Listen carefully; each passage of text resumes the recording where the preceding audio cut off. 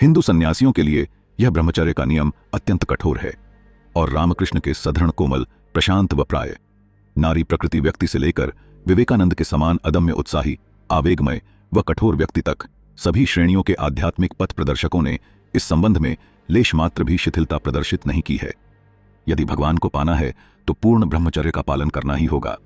जो व्यक्ति 12 वर्ष पूर्ण ब्रह्मचर्य का पालन करता है उसे अतिमानव शक्ति प्राप्त हो जाती है।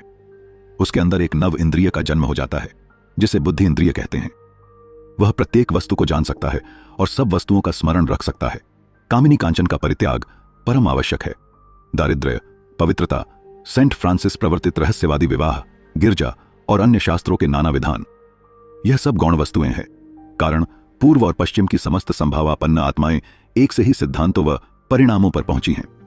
साधारणतया इसे इस प्रकार कहा जा सकता है कि जब कोई व्यक्ति अपने आप को आंतरिक जीवन के प्रति समर्पण करता है, उसे ईसा, शिव या कृष्ण आदि किसी नाम से भी क्यों न कहे, या वह कोई कला व दार्शनिक शुद्ध विचार ही क्यों न हो, तो इसके लिए उसका अपनी इंद्रियों पर पूर्ण अधिकार आवश्यक है।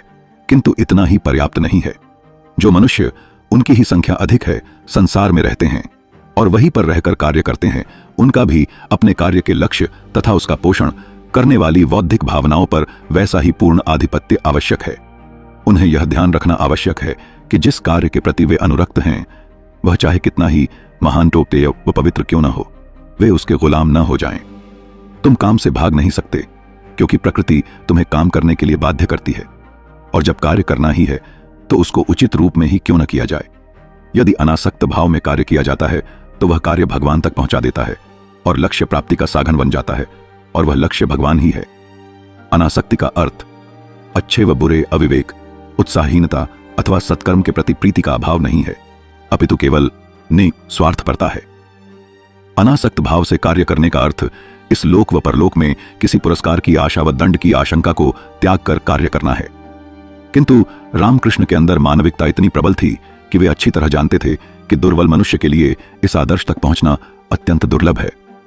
अनासक्त होकर कार्य करना विशेषतः आजकल के युग में अत्यंत कठिन है और केवल कुछ चुने हुए व्यक्ति ही उस आदर्श तक पहुंच सकते हैं। परंतु इस अनासक्ति की अवस्था को प्राप्त करने की अभिलाषा करना सबके लिए एक सामान्य कर्तव्य है और उत्साहपूर्ण प्रार्थना और दानशीलता उसके सहायक हैं। परंतु ठहरिए, दानशीलता एक द्वैर्थक शब्द है।